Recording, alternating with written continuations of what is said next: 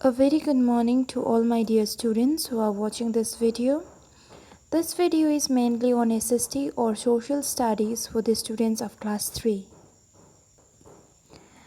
I am starting the chapter 1 and the title of the chapter is The Universe. This is the part 1 of the video, so let's start. Dear students, what do you understand by the word universe? Okay, let me help you. Universe means the space with the stars, planets, heavenly bodies and galaxies.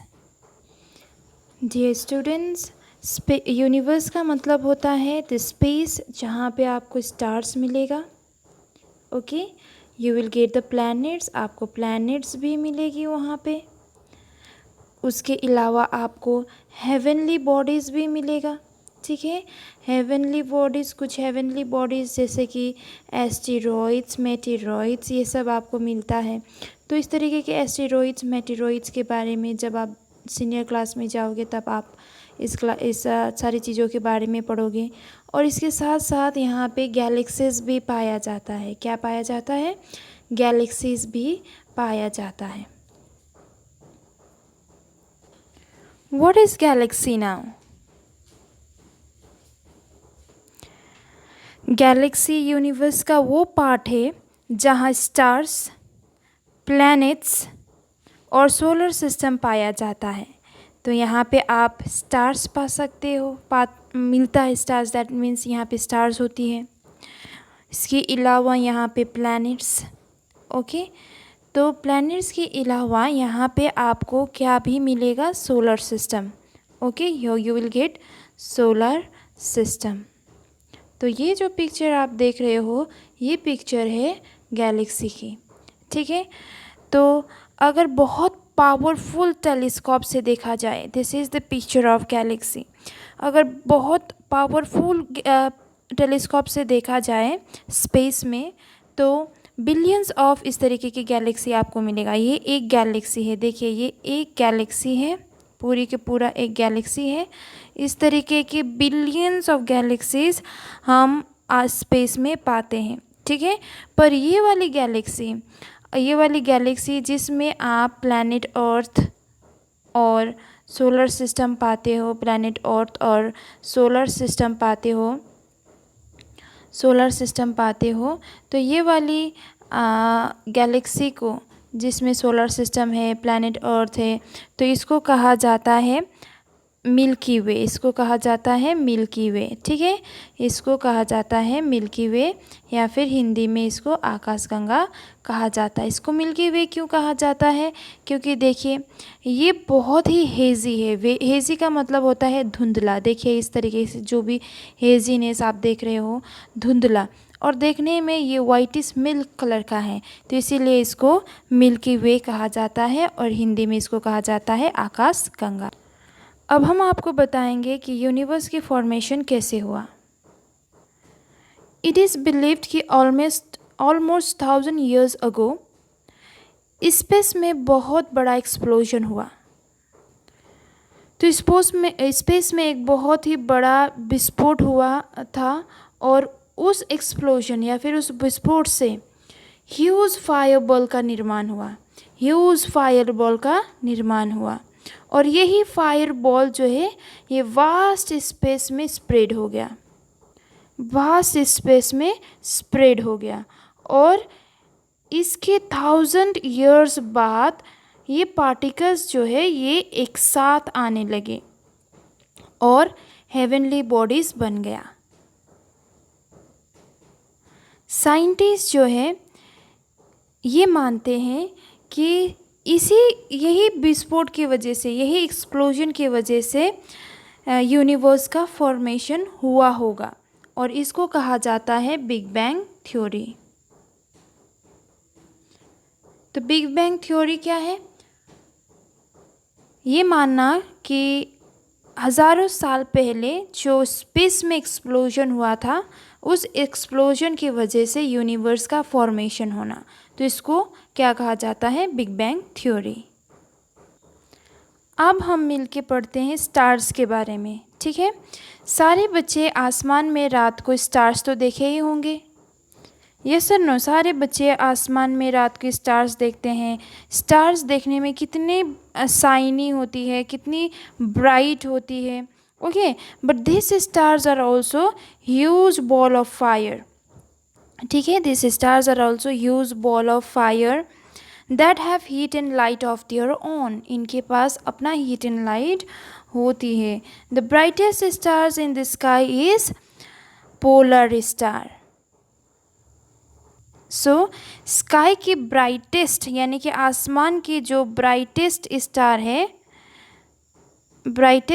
है वो है आपका polar star, या फिर इसको pole star कहा जाता है, ओके।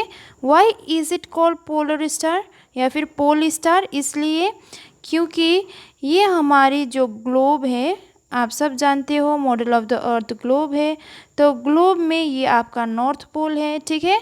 तो ये स्टार जो है आपका ठीक नॉर्थ पोल के ऊपर पाया जाता है, और ये माना जाता है ये स्टार जो है इसकी मूवमेंट हमेशा मतलब इसकी मूवमेंट नहीं होती है, ये हमेशा यहीं पे या फिर इसी डायरेक्शन में पाया जाता है, इसीलिए इसको पोल स्टार कहा जाता है। और ये ब्राइटेस्ट स्टार है आसमान में, जो दिखने वाले स्टार में से ब्राइटेस्ट स्टार माना जाता है।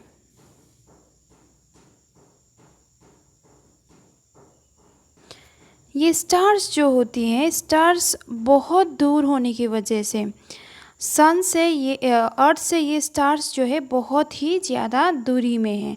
दूरी में होने की वजह से ये स्टार्स बहुत छोटी छोटी दिखाई देती हैं, ठीक है। वेयर एज अगर हम सन के बारे में बात करेंगे तो अर्थ और सन की डिस्टेंस जितना है उतना डिस्टेंस अर्थ और स्टार का नहीं है। स्टार और अर्थ की डिस्टेंस बहुत दूरी है, इसीलिए ये स्टार्स जो होती है ये बहुत ही छोटी छोटी दिखाई देती है, ठीक है।